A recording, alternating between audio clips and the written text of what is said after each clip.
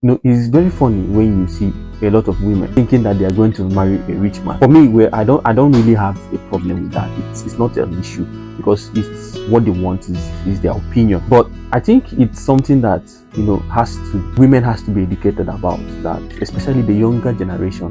There's nothing bad about wanting a form of comfortability. Before, I usually think it's something that is prompted because of greed, or they don't want to work, or some of them actually being gold diggers. I'm not saying some of these things are not the reasons why they say these things. You know what I'm trying to say? But the truth is, let's just be honest about it. There is a logic behind this thing.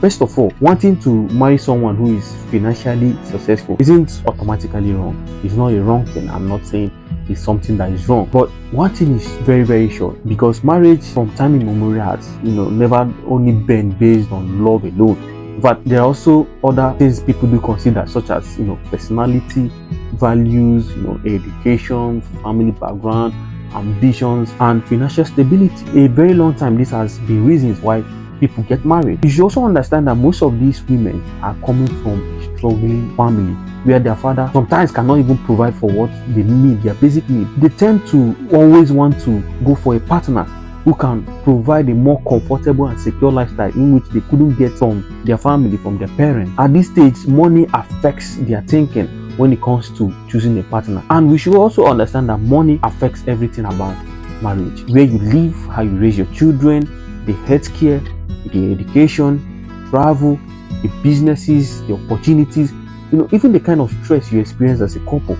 This has money being a factor that affects them. When someone says, I want a financially successful husband, don't just judge them. Instead, try to understand where they're coming from. Sometimes it might not necessarily mean she's saying that I want someone to fund my entire existence. It might not necessarily be what she's trying to say, but she might at some point be trying to say, okay, I need a financially stable person, that this is important for me when I'm choosing a partner, which makes sense. It's not a bad thing. But where the conversation starts to get interesting is, you that wants to marry a rich man, do you think a rich man will want to marry you? It's a question you have to ask yourself as a woman. Does a rich man even want to marry you? Because I'm not trying to say you have to be rich yourself. It's not what I'm trying to say. But in a relationship, you should be able to bring something valuable. You have to ask yourself, what am I bringing into this relationship? Is there any valuable thing I'm bringing, or is it just because I'm beautiful, I have big ass, I have big breasts, I look sexy? Is that what you're bringing? These things are things that you can find every day on the street. Beautiful women are many. So is it just that beauty that it is? So your values can be more than beauty. It can be your character, it can be your intelligence, it can be your emotional maturity, it can be your career, it can be your creativity, it can be your loyalty, your social skills. These are values you should be able to build over time and bring it to a relationship.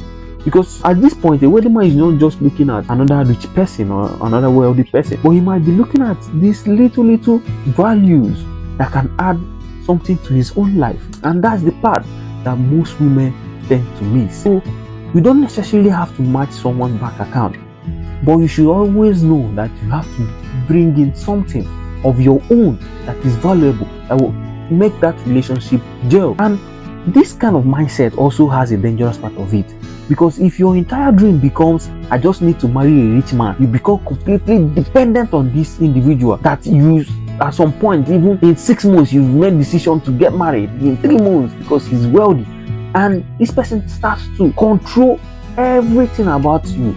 Because you should always remember that money creates power, and power, we know, is very intoxicating.